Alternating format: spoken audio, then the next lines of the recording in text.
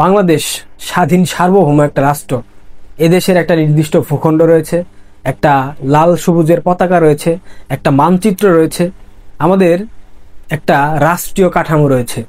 এখন আমরা যারা গণমাধ্যমে কথা বলার চেষ্টা করি কিংবা সোশ্যাল মিডিয়া প্ল্যাটফর্মে আমরা যারা অ্যাক্টিভিজম করি, আমাদের উদ্দেশ্য হচ্ছে সচেতন করা। তবে এখানে একটা বিষয় খেয়াল রাখতে হবে, আমরা যারা মুক্তিযুদ্ধপন্থী মানুষ, আমরা যারা বঙ্গবন্ধুকে জাতির পিতা হিসেবে মানি, ধারণ করি, আদর্শিক নেতা মনে করি, এবং যারা স্বাধীনতার চেতনায় বিশ্বাসী, যারা 30 লক্ষ শহীদ মুক্তিযোদ্ধা, 2 লক্ষ মা বোনের সম্ভ্রমে সেই সম্মানকে অক্ষুণ্ণ রাখার চেষ্টা করি, তারা সবসময় চায় বাংলাদেশে এই মুহূর্তে যে প্রেক্ষাপটের মধ্য দিয়ে যাচ্ছে কিংবা বাংলাদেশে এই মুহূর্তে যে পরিস্থিতি, এই পরিস্থিতিতে মুক্তিযুদ্ধের সপক্ষের শক্তি এবং মুক্তিযুদ্ধের চেতনায় উদ্বুদ্ধ মানুষগুলা সাবধানে থাকুক, সচেতন থাকুক। কারণ এই মুহূর্তে যে সরকার বাংলাদেশের ক্ষমতায় বসে রয়েছে, এরা প্রত্যেকেই দেশদ্রোহী, এরা প্রত্যেকেই পশ্চিমা সাম্রাজ্যবাদী দালাল, এরা প্রত্যেকেই পাকিস্তান পন্থা অবলম্বন করে।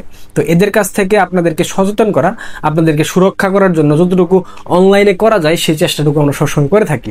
এখানে অনেকেই গালমন্দ করেন, মওদুদির ছেলে মেয়ে থাকে কমেন্ট বক্সে, গোলাম আজম নিজামীর ছেলে মেয়ে থাকে, রাজাকারের বাচ্চারা থাকে, পাশাপাশি শহীদ জিয়াউর রহমানের দূষররা থাকে বা অনুসারীরা থাকে।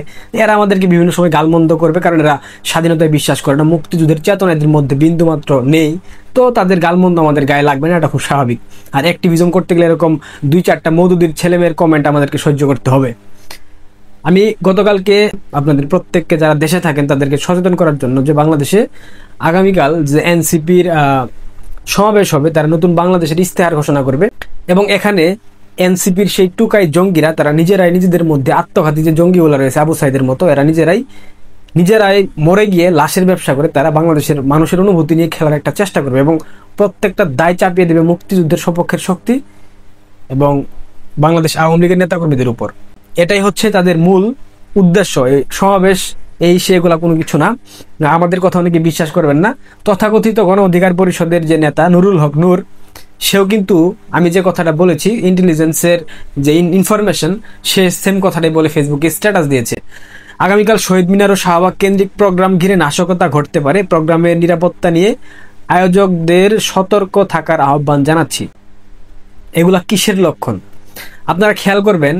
প্রেস সচিব ডাস্টবিন শফিক গত কয়েকদিন পূর্বে বলেছিল আগামী 5 থেকে 7 দিন আমাদের জন্য অত্যন্ত গুরুত্বপূর্ণ সময়। কি হচ্ছে 5-7 দিনে, কি জন্য গুরুত্বপূর্ণ সময়? এই জিনিসগুলো একটু একটু একটু অঙ্ক মেলান, তাহলে বুঝে যাবেন যে তাদের মধ্যে একটা আতঙ্ক বিরাজ করতেছে, তাদের মধ্যে একটা ভয় ঢুকে গেছে। কারণ যখন পতনের দ্বার প্রান্তে দ্বারা একটা সরকার ব্যবস্থা, তখন সেই সরকার ভুলভাল সিদ্ধান্ত নিতে থাকে, তখন সেই শাসক এমন কিছু ভুল করে যেটা চোখের সামনে একদম দৃশ্যমান হয়, এবং একই ভুল করতেছে এই অবৈধ সাংবিধানিক ডক্টর ইউনূসের অন্তর্বর্তীকালীন সরকার। দর্শক, আবারও বলতেছি, আজকে বিকাল 4টায় সমাবেশ হবে। তাদের সমাবেশ ঘিরে একটা উত্তপ্ত পরিস্থিতি বিরাজ করবে। আপনারা যারা মুক্তিযুদ্ধপন্থী মানুষ রয়েছেন, আপনারা দেশে যারা থাকেন, কেউ ভুল করেও শহীদ মিনারের আশেপাশে দেখার জন্য যাবেন না, কেউ ঢাকার বাইরে থেকে ঢাকায় ঢুকবেন না, কেউ ঢাকায় থেকে রাস্তাঘাটে বের হবেন না। কারণ ওদের টার্গেট হচ্ছে আওয়ামী লীগকে নিশ্চিহ্ন করা, ওদের টার্গেট হচ্ছে আওয়ামী লীগের নেতাকর্মীদের মাঝে একটা ভয়ভীতি ঢুকিয়ে দেওয়া, ওদের টার্গেট হচ্ছে আওয়ামী লীগকে আতঙ্কিত রাখা, যাতে করে আওয়ামী লীগ রাস্তায় নামার জন্য যে সাহসটুকু প্রয়োজন তৃণমূলের, সেই সাহসটুকু থেকে তারা অনেক দূরে সরে যায় কিংবা হারিয়ে ফেলে। প্রিয় দর্শক, একটা মজার ভিডিওর মাধ্যমে এটার শেষ করবো এই কন্টেন্ট। ভিডিওটা হচ্ছে ব্যারিস্টার ফুয়াদ উর্ফে বাস্টার্ড ফুয়াদ, আমি তাকে বাস্টার্ড ফুয়াদ বলি। এই বদমাইশের বাচ্চা থাকে হচ্ছে গিয়া আপনার পাগলা গারদে, রিহেবে। ওরে বের করে কে বারবার ভাই? ও তো নেশাগ্রস্ত, ও হচ্ছে একটা মানসিক বিকারগ্রস্ত রুগী। ও থাকবে আপনার পাবনা মেন্টাল হসপিটালে কিংবা গুলশান বনানী কোনো একটা রিহ্যাব সেন্টারে থাকে। ওকে 2 দিন পর কে ছেড়ে দেয় আমি বুঝি না। রিহ্যাব সেন্টারের যারা কর্তৃপক্ষ, তাদের দৃষ্টি আকর্ষণ করছে, আপনারা কি একে আটকে রাখতে পারেন না?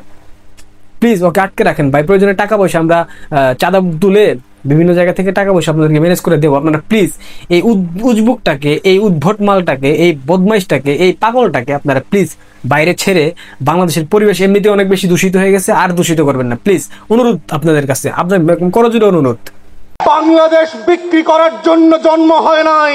কোন বংশের কাছে, কোন ব্যক্তির কাছে আমরা বাংলাদেশ বন্ধক দেই নাই এবং দেব না। প্রতিদিন ফেসবুকে এবং ইউটিউবে বলবার চেষ্টা করছে আগেই তো ভালো ছিলাম, 40 বছরে এত মব দেখি নাই। এই সুশীলরা কারা? 40 বছরে না, স্বাধীনতার পর বাংলাদেশে এরকম বেগতিক পরিস্থিতি কখনো হয় নাই, ইতিহাস কখনো সেটা বলে না। 90 স্বৈরাচার বিরোধী আন্দোলন হয়েছে, তারপরেও এরকম মবের যে সংস্কৃতি সৃষ্টি করেছে ডক্টর ইউনূস, এটা এমনটা কখনোই ছিল না। আর এই বাস্টার্ড ফদ বলতেছে যে সেই তথাকথিত বুদ্ধিজীবী কারা যারা বলতেছে আগেই ভালো ছিলাম, শুধুমাত্র তো বুদ্ধিজীবীরা বলতেছে না আগেই ভালো ছিলাম, সাধারণ মানুষও বলতেছে আগেই ভালো ছিলাম। ঢাকার সার্বিক অবস্থা এখন আর আগের মতো নাই। 5 তারিখে পর চিন্তা করছিলাম যে আমাদের বাংলাদেশটা অন্যরকম হবে, কিন্তু তারপরেও এই ভোগান্তি। আজকে আমার মা হাঁটতে পারে না, ওনার হার্টে পেস মেকআপ লাগানো, তো এই ভোগান্তির কোনো কারণ হয় না। তার আন্দোলন করবে, তাদের অনেক ধরনের ওয়ে আছে আন্দোলন করার। এইভাবে রাস্তাঘাট বন্ধ করে মানুষকে ঝিম্পি করা, এটা আন্দোলনের পর্যায়ে পড়ে না বলে আমি মনে করি। কষ্টের লেভেল ছাড়াই গেছে। প্রতিদিনই এই ধরনের দুর্ভোগ, মানুষ ভাই অতিষ্ঠ। আসলে এরপরে আর বলার কিছু নাই। অবশ্যই এটা একটা ভয়াবহ পরিস্থিতি এই দেশের মানুষ আর এটা নিতে চাচ্ছে না। আমি কিন্তু আশা করছিলাম যাতে ভালো কিছু পাবো। পাটে আসছি ডাক্তার দেখাতে, আমি আসছি খিলক্ষেত থেকে, তো আমাকে বাংলা মোটর নামে দিয়েছে। তখন বৃষ্টিতে ভিজে ভিজে হাইটে আমাকে পাটে আসতে হয়েছে। কারণ এই মুহূর্তে বাংলাদেশের মানুষের আয় কমে গেছে, চাকরি হারিয়েছে অসংখ্য মানুষ, 19 লক্ষ নারী চাকরিচ্যুত হয়েছে, অসংখ্য মানে কি বলবো, একটা উদ্ভট পরিস্থিতির মধ্যে দিয়ে যাচ্ছে দেশ। সাধারণ মানুষের জীবিকা যখন নষ্ট হয়ে যাবে, তাদের পরিবার চালাতে হবে, সন্তান সন্ততিকে পড়াশোনা করাতে হবে, সব জায়গা থেকে মানুষ বঞ্চিত হচ্ছে।